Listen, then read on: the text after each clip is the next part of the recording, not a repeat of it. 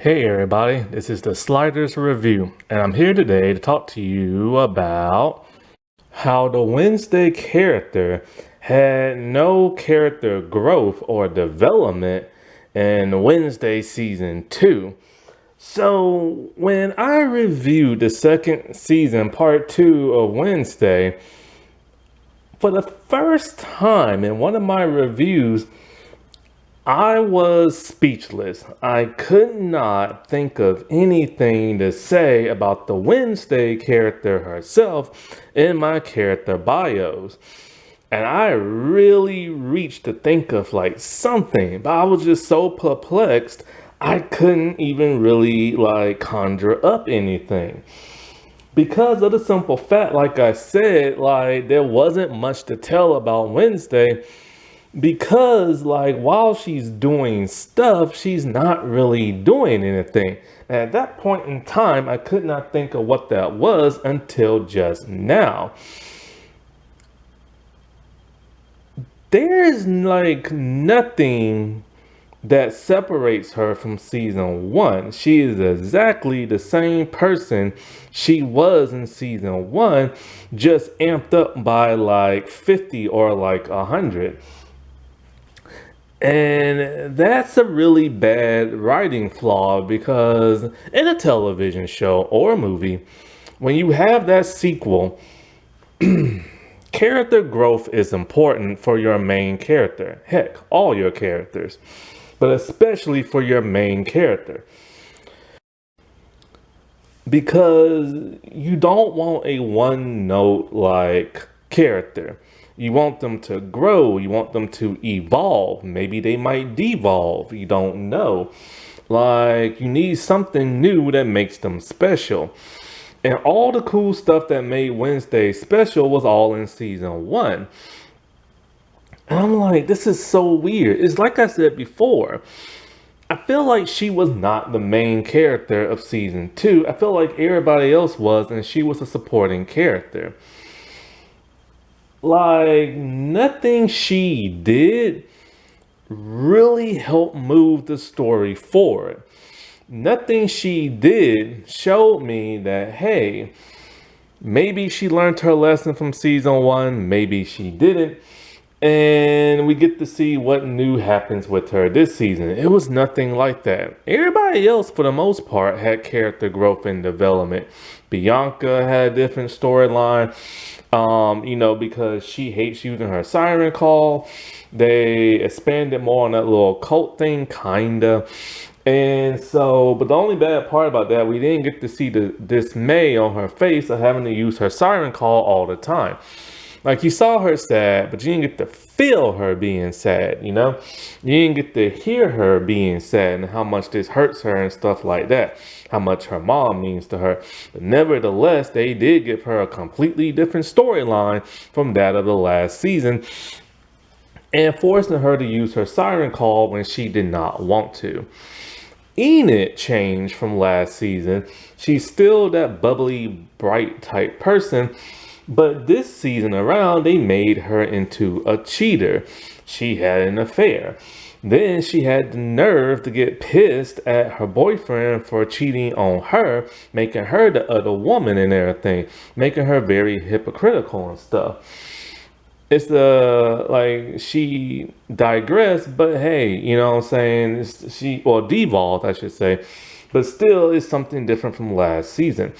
Also, to expand on her tough side, she doesn't have much of it, but she let Wednesday know in season one she got claws and everything. And in this season, no matter how much she's pissed at Wednesday, no matter how much Wednesday deceives her and won't tell her the truth, she still will do anything for Wednesday, no matter how many times she's disappointed in Wednesday. Heck, they even said that Wednesday is the tunnel and Enid is the light to Wednesday's tunnel. The whole lesbian coding thing. She's evolving more than what she was in last season. To the point she's willing to sacrifice her image, her beauty and everything, just to look like a werewolf for the rest of her life by saving Wednesday. That is much character growth from what she was last season. And so, if they can have character growth and development, why couldn't Wednesday this season? Here are the things we know about her from last season. She's highly intelligent. She knows different languages. She's good at being a detective. She knows how to fight. She knows how to sneak out of a place.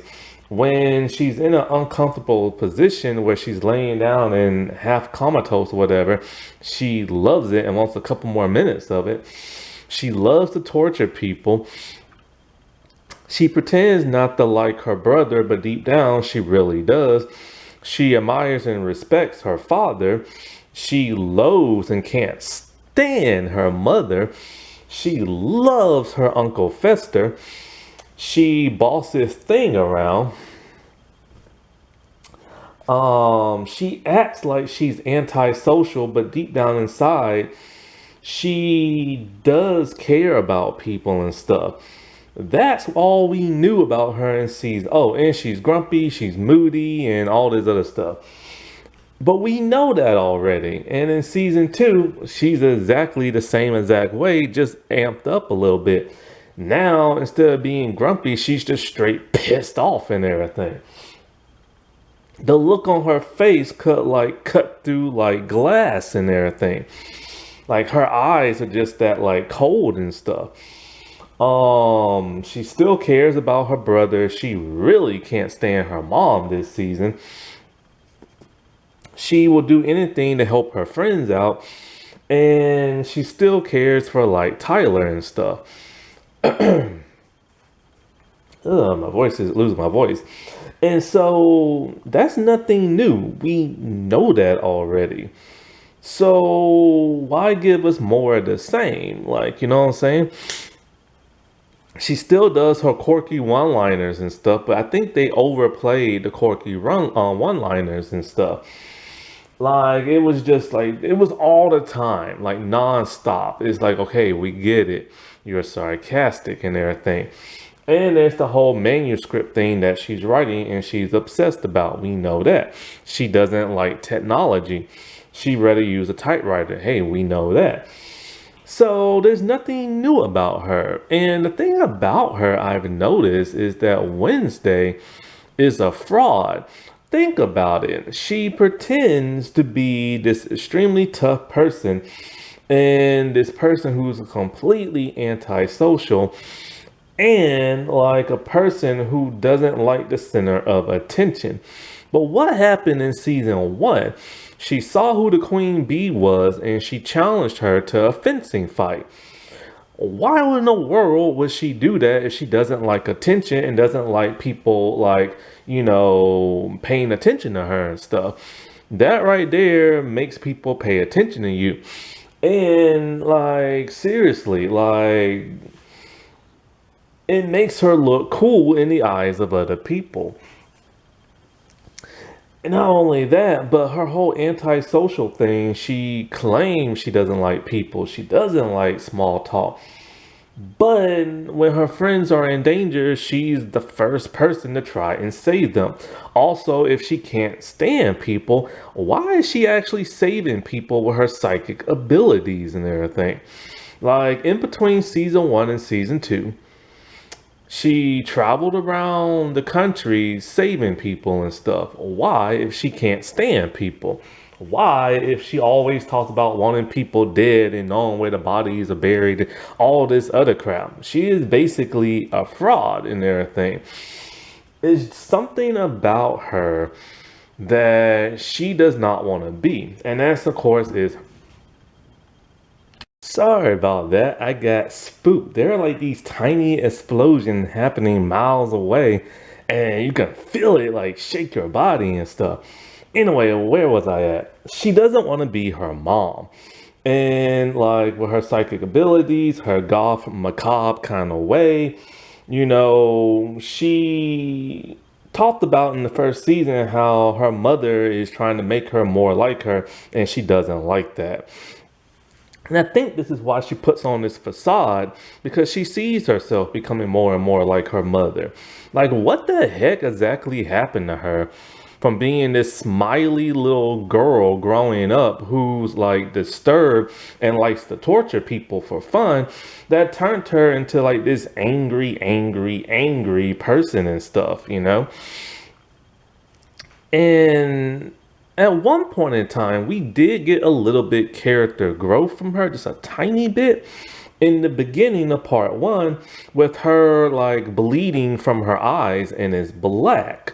But as soon as they brought that element into the show, they quickly took it out. We saw she kept pushing herself to the limit, to the point where she kept like passing out. So much that her mom had to intervene and like destroy like the book and everything. After that, she completely became back to who she was in season one. They really could have went somewhere there to show that she's willing to die just to save other people's lives who she don't know, or her friends and stuff. But then, of course, what happened at the end of part two? Her mom gave her another book and everything. And it's just kind of like, well, she needed that character growth this season, not next season and everything. And, you know, they really should have made her slightly different this season. Something to really push her boundaries and stuff. Like in that one episode where we saw her dressed in color, dancing and everything. I was like, did I skip an episode? What the heck happened? Is she possessed? And it's kind of like, no, it's a body swap episode. But that's not really her. That's just Jenna Ortega acting it up. And so that's not the same as having like character growth and everything.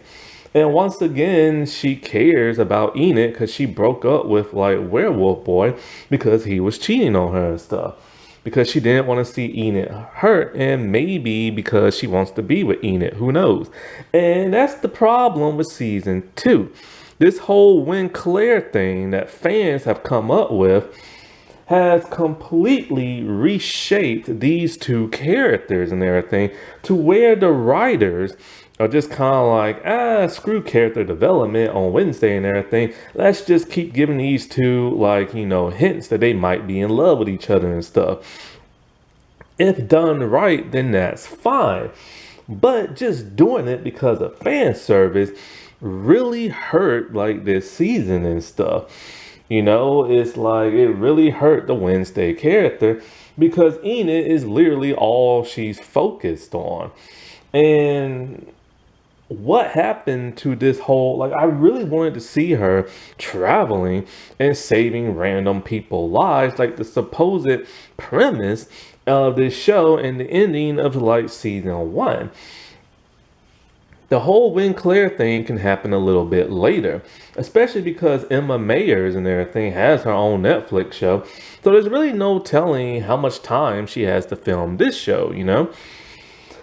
But yeah, I think one of the greatest flaws of season two is the fact that the main character was really just a supporting character with no character growth and no development. If you wanted to see this version of Wednesday, just go watch season one. You know what I'm saying? Because like I was watching, because I plan on making a video of which Adams and like every family member, right? I'm gonna say which one is my favorite from every adaptation there is. You know what I'm saying? So I'm gonna pick one family member from one of the adaptions and stuff, but I'm gonna go through all the family members. And as I was rewatching the 90s cartoon, which is one of my favorites, I started to read the comment section, and a lot of people that's around my age and watch this show literally said they hate the Wednesday show because of how dark and gloomy it is and stuff. Because they say the thing about the Addams family is that the Addams family is the most scariest family in the world, but they're the most loving family there is. They're actually nice. It's everybody's perception of them that is wrong and everything because of how goth they are and how creepy they are and stuff. And a lot of people kept talking about how they like the cartoon version of Wednesday a heck of a lot better than the live action ones, because the cartoon one is just a normal little girl with some edginess to her, and she's polite. Like before she was gonna harm these bad people in the house, she asked her mom for permission to use this weapon on them. And she asked, like, she even said please and stuff. And a lot of people seem to really, really, really like that version and stuff. And I found that kind of interesting because every version of Wednesday we've seen since the Christina Ricci version has always been this disturbed, monotone, like, creepy little girl and everything. But that's the thing. They are a creepy little girl. They act like a normal little girl, but just creepy and disturbed. Jenna Ortega's version is just a pissed off teenager and everything. A really moody, pissed off teenager. And that's fine because, when it came to the Chilling Adventures of Sabrina, I really wanted a dark version of the Sabrina show because I had the one in the 90s that was silly and goofy. The problem is the creator of the comic and the show ruined that show because he doesn't know what he's doing. And so I don't mind having a darker version of the Addams Family, but don't forget to bring in that kookiness and and that nice balance of like humor. And that's the one thing that separates the Jenna Ortega version from every other version. She's just a pissed off teenager and everything, with no more character growth and development. She was fascinating in the first season because she did a whole lot more than what we're used to seeing her do, or at least what we forgot that she used to do and stuff.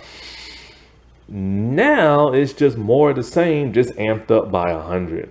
I mean, she still disrespects authority. She still thinks everybody needs her help for like everything, because they can't cope like doing things on their own. But it's kind of like when her mom took away her powers and stuff, which I still don't understand how that's like possible and everything, but whatever. We saw her be desperate enough to try to get her powers back by grandmama trying to help her and stuff. But we should have saw more than just that. It's hard to tell when she's truly angry because she's always angry. Like, how did having psychic abilities make her feel? And then how does it make her feel losing them? Like, we never really found out. We knew she wanted it just so she can help Enid and everything. But we didn't know if she actually enjoyed truly having those powers and how much it like pained her to like lose it. You know what I'm saying? And that would have been like really cool to see. Like, remember the second Addams Family movie, Addams Family Values, and Gomez loved his new baby Putrid, and then the baby started to turn normal, and he had a nervous breakdown, like looking up above, telling God, like, take me instead, but leave my child alone. Like, why couldn't we get something not as dramatic as that, but like something that lets us know that there's more to her than the dark and like the grim? That's one reason why I liked her having a love interest in season one, because that's something rare you never really see her do. Yes, other adaptations have shown her being in love with people, but it's rare. Like, it's very rare, Alrighty, well, I'll talk to y'all later. Bye.